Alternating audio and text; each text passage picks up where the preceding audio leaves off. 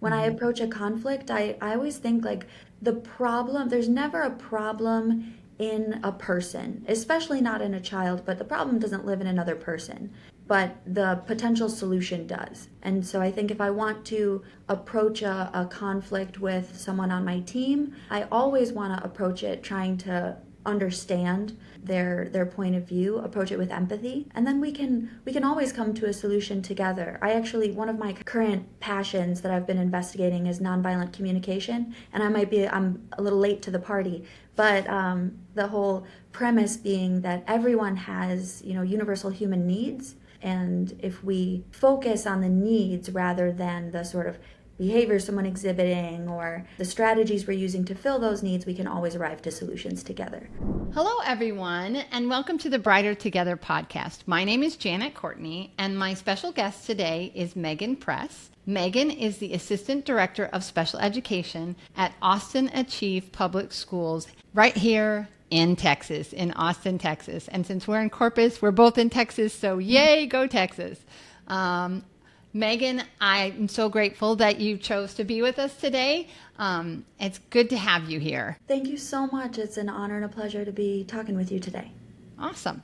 So tell everybody about Austin Achieve Public School and what your role is there. Absolutely. So Austin Achieve is a tuition-free, open enrollment public charter school.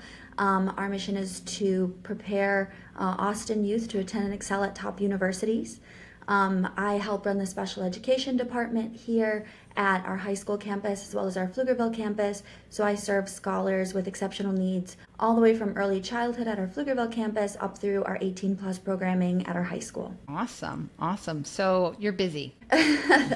That's true. Yeah, absolutely. I serve quite a few students and their families, and I do everything from coaching teachers to case managing students individually. I run a lot of our transition programming, and I also support with some of our evaluations. So needless to say, my day is kind of like Mad Libs and wear a lot of hats. Yeah, for sure. For sure. So what would you say is probably your biggest challenge? I know there's lots of challenges, but what is the biggest challenge right now, 2025? What is the biggest challenge you face right now? Ooh. Well, 2025 has thrown some unique challenges our way. Not the least of which being, I'm sure we've heard some comments coming out of the officials in the federal government that are less than asset-based around individuals with exceptional needs. That's a pretty big challenge heart-wise.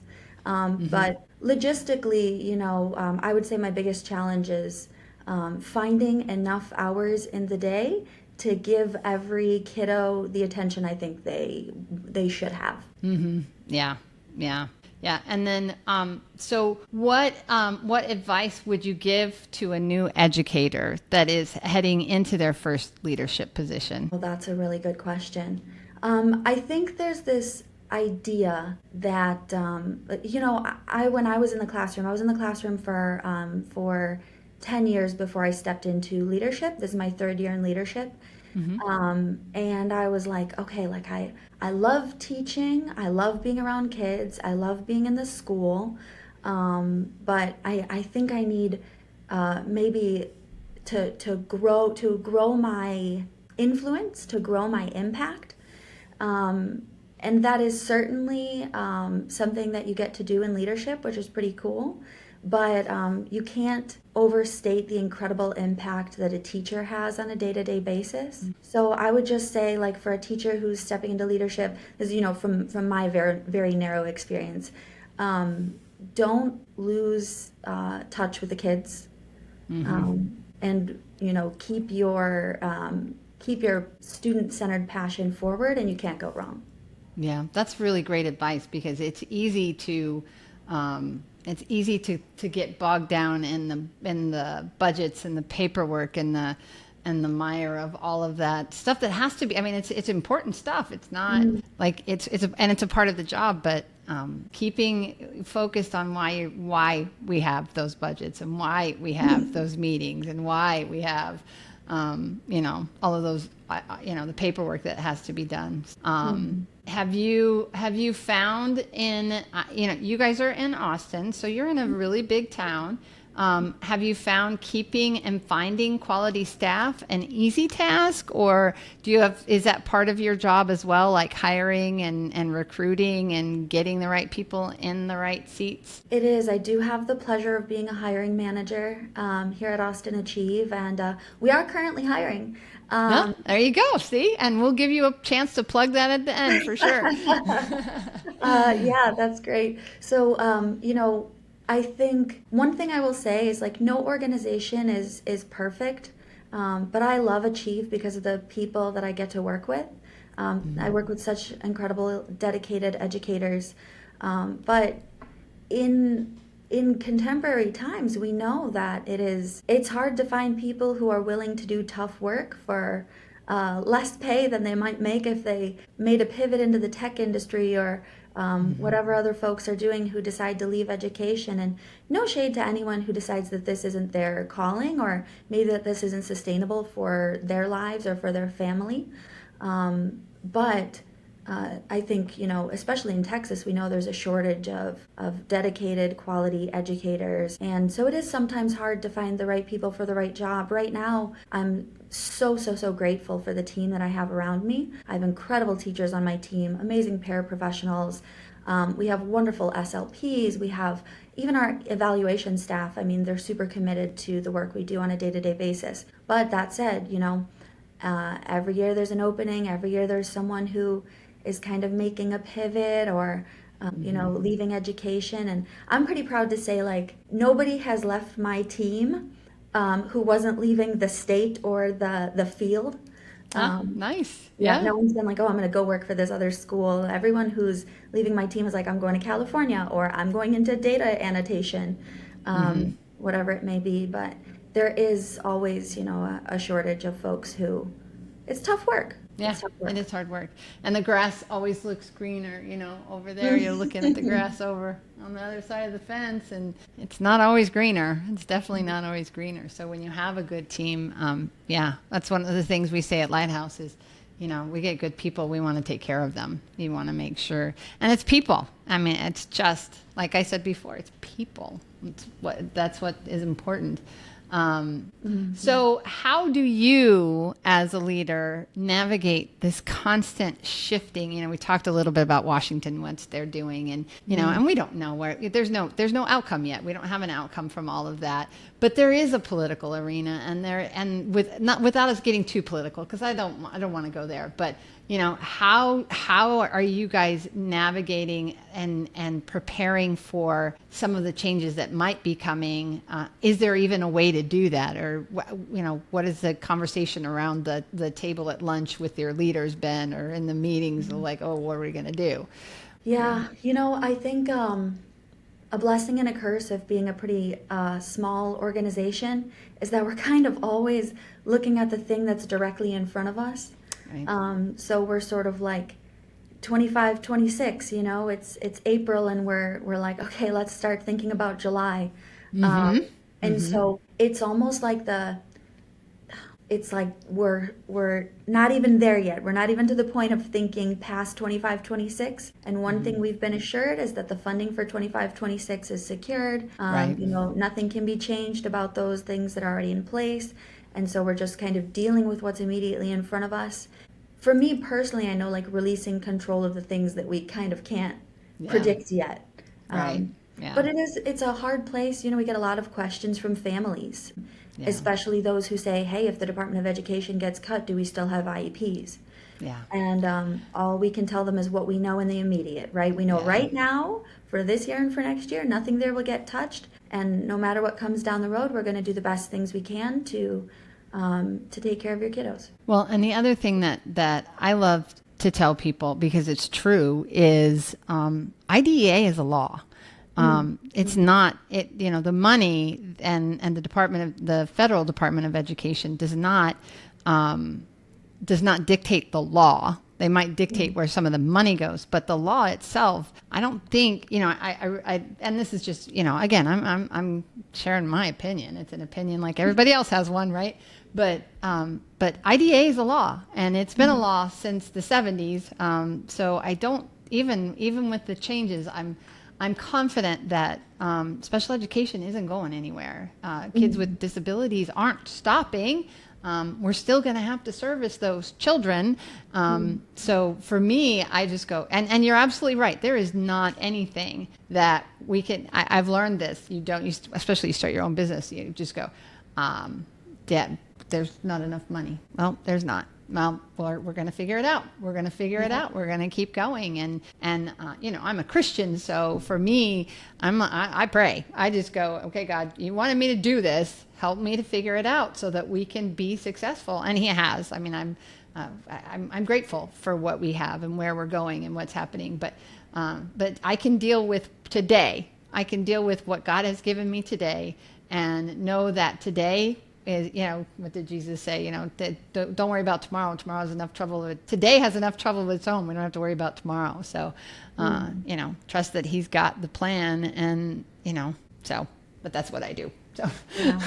I'm an optimist without a cause in many circumstances. So I'm always like, it's going to be fine. And then if it's not, we'll figure it out. Right. But right now it is. And so let's let it be fine. Yeah. And the kids need us to be fine. They really do need us. I think that when we escalate and when we escalate our concerns, it does. I mean, you can see it in your students and you can see it when you're having a bad day. It's like when you have a new mom with a new baby and the new baby's colicky. Half the time it's because the new mom just doesn't know how to not, project onto her child. I had that with mine. And once we calmed down and stopped running around trying to do everything perfectly, gosh, she became a really good baby, right? So I agree with you. There is definitely, one day at a time. Let's take it one day at a time. And let's serve the kids. Let's just keep focusing on the kids. Right? That's right. That's good. Okay, let's see. What leadership style or tactics? You kind of touched on it with being an optimistic, but what do you do when you have a conflict or when you have? It sounds like you have a pretty good team and you don't have a ton. But when conflicts come up, what style of manager, what style of leader do you feel like you're using with your team that helps you to be effective? Well, I'm definitely still learning. And I think, I could be in leadership for 10, 20 years and still be learning. Yeah, for sure. We're lifelong learners. Absolutely. Aren't we? One hopes. But yeah, really. I've been, I think with my team, I have been really fortunate, but nothing's ever perfect. And when I approach a conflict, I always think like there's never a problem in a person, especially not in a child, but the problem doesn't live in another person. But the potential solution does. And so I think if I want to approach a conflict with someone on my team, I always want to approach it trying to understand their point of view, approach it with empathy, and then we can always come to a solution together. One of my kind of like current passions that I've been investigating is nonviolent communication, and I'm a little late to the party, but the whole premise being that everyone has universal human needs, and if we focus on the needs rather than the sort of behavior someone exhibiting or the strategies we're using to fill those needs, we can always arrive to solutions together. So lately, when one of my team members wants to come to me with something that's going on, instead of sort of like jumping straight into solutions or, I've never really been like judgmental or negative, but that is something I've seen in managers or leaders in the past. I want to say like, it sounds like this is happening for you. You must be feeling X and you might need Z, and try to see if we can find a solution together. Yeah. And you're employing active listening too.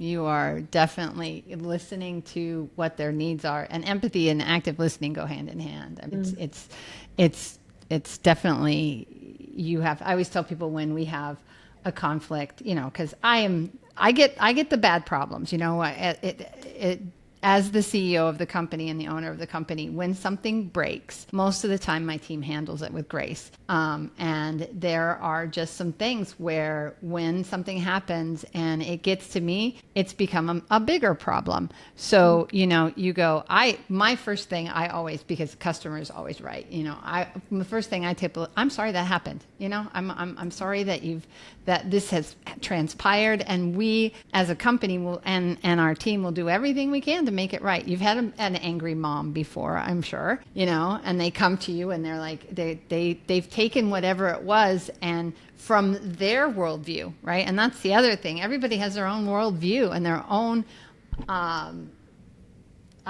idiosyncrasies and past backgrounds and just, so they can hear something that may be triggering to them that you wouldn't even think would be triggering, right? And then you go, okay, well, so that's kind of when I'm talking to different people about what happened, there might have been 3 or 4 people in that room that heard the same thing. Well, they're all going to interpret it just a tiny bit different because they all have their own worldview and their own. So I always try to find that middle piece, right? Where can we come to what happened in the middle? And sometimes the relationship is broken. I mean, it just is. And we will trade out a therapist or something. And I never tell the therapist, it's not your fault that I'm taking it away. Or if it was, I will say to them, let's talk about how you handled that, and coaching is a big part of it too, right? But I always say there's always a middle ground somewhere. The truth is in the middle of everybody's interpretation of what happened. And we try to find that common piece and never, there's no blame games, right? No blame games. How many times do you see kids, blaming each other for something gets broken, right? We were really good at that. I'm the youngest of 4, and it was easy to blame, Well, I didn't do it. Well, my dad used to say, nope, not me is here today again. Not me did it. So, yeah. Well, whenever a situation like that arises, especially with the kids, but really with anyone, I always say, like, you can't control anyone else's actions. I don't want to talk about anyone else's actions. I want to talk about your actions and choices. Right. Yeah.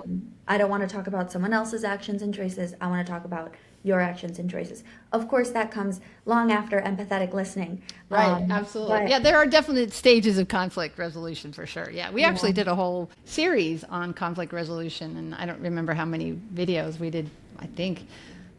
Mark, how many videos did we do on conflict resolution? I don't remember and it had a specific name, didn't it? I'm just for the reference. Yeah. And I think it's in our blogs too. So if someone is interested and wants to look that up. It was a whole video series we did on conflict resolution, and it was really good because it's really important. It's and Oh, definitely. Yeah, and I love the empathy because it's so important. It's just so important. And supporting your team. Lifting them up. Right. Absolutely.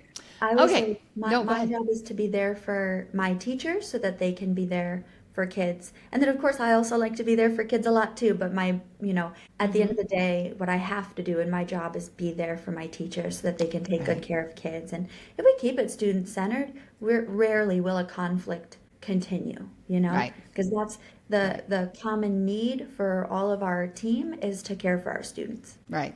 And it sounds like you've got that figured out, which is fantastic. And the kids win.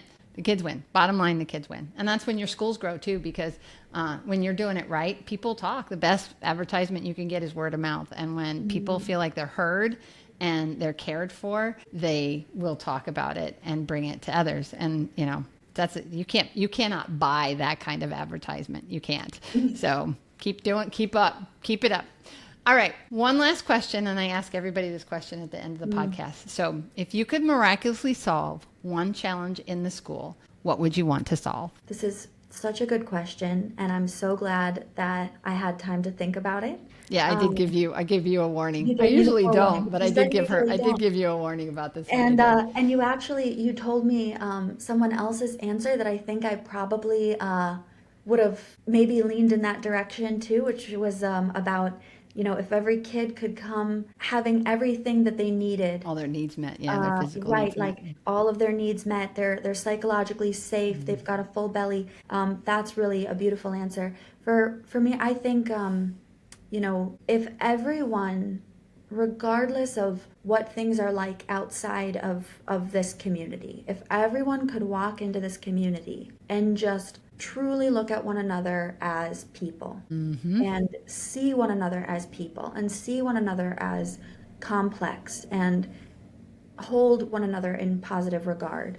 I mean, like, walk out of the building and live your normal life, but when you walk in here, we see one another. That would be my magic wand I would wave, that students could look at one another with empathy and understanding, and look at their teachers in that way, and teachers could look at all kids that way, which hopefully they already do, but there are days. Oh yeah, yeah, And, we all have our teachers days. could see each other, and leadership could look at every child that way. The problem is never in the person, but the solution is. Right. And I so like if we that could answer. see each other that way, that would be my Yeah, magic wand. that would solve a lot of problems, wouldn't it? Yeah. It would definitely solve a lot of problems. I totally agree. Okay. Well, Megan, thank you so much for your time. That was a great conversation. Where should people go? Here's your chance to plug. You're hiring. We know you're hiring. Yeah. Where should people go if they want to learn more, if they want to see about your open positions, to learn about your school, and how would they get in touch with you? Yeah, absolutely. So to learn more about Austin Achieve, it's pretty simple. Go to austinachieve.org. Very straightforward. And that's where you can learn about what we do here at Austin Achieve, as well as look at open careers, and enrollment information is all there as well.